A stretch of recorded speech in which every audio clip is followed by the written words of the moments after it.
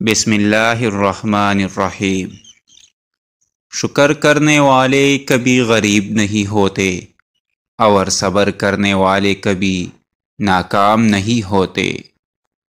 اپنے دن کا آغاز صدقہ دینے سے کرو، اس دن تمہاری دعا قبول کی جائے گی، اور اچھی بات دوسروں تک پہنچانا بھی ایک صدقہ ہے۔ نماز چہرے کا نور اور قرآن دل کا سکون ہے۔ وضو سے شکل، قرآن سے عقل اور نماز سے نسل پاک ہوتی ہے۔ بہت بڑے بڑے کام کر جاتے ہیں وہ لوگ جو چھوٹی چھوٹی چیزیں بھی اللہ سے مانگتے ہیں۔ اللہ تعالیٰ کی یاد میں رہنا دنیا کی ہر بادشاہی سے افضل ہے۔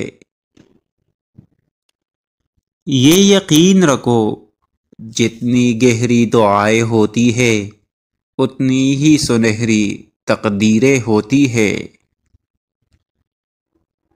اگر تم زندگی میں کامیاب ہونا چاہتے ہو تو باپ کی دعائیں لو، کیونکہ باپ کی دعا اولاد کے لیے ایسی ہے جیسے نبی کریم صلی اللہ علیہ وآلہ وسلم کی دعا امت کے لیے۔ خوشی اور غم دونوں اللہ تعالیٰ کی طرف سے آزمائش ہے، لہٰذا خوشی ملے تو شکر کرو اور غم ملے تو صبر کرو۔ تم پسند اس کو نہ کرو جو دنیا میں سب سے زیادہ حسین ہو، بلکہ پسند اس کو کرو جو تمہاری عزت کرتا ہو۔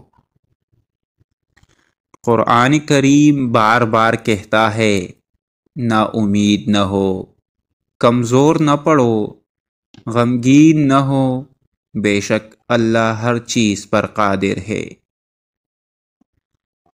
جب آپ رب سے محبت کرتے ہیں تو وہ آپ کے دلوں میں صرف انہی لوگوں کو بسنے دیتا ہے جو آپ کی محبت کے قابل ہوتے ہیں۔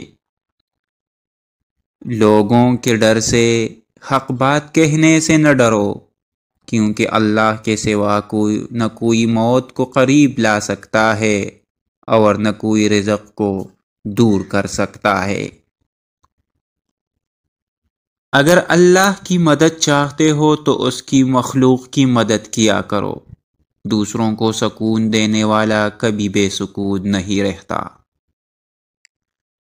نماز کو مت چھوڑو، بے شک نماز ہی ساتھ دیتی ہے دنیا سے قبر تک، قبر سے حشر تک، اور حشر سے جنت تک۔ صبر انسان کو ٹوٹنے نہیں دیتا، صبر رکھ اے بندے، کمزور تیرا وقت ہے تو نہیں۔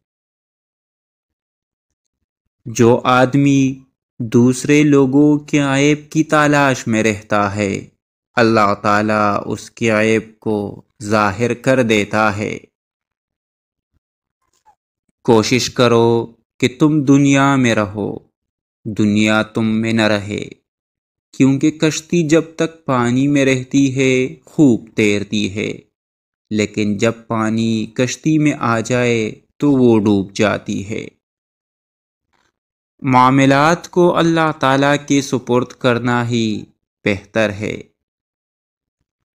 کیونکہ ہم خود اپنے ساتھ اتنے مخلص نہیں ہوتے جتنا اللہ ہمارے ساتھ ہوتا ہے۔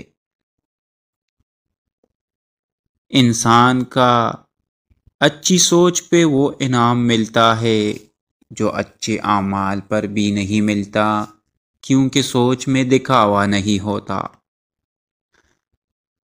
اچھا انسان وہ ہے جس کو ثابت نہ کرنا پڑے کہ میں اچھا ہوں، بلکہ اس کا کردار اس کے اچھے ہونے کی گواہی دے۔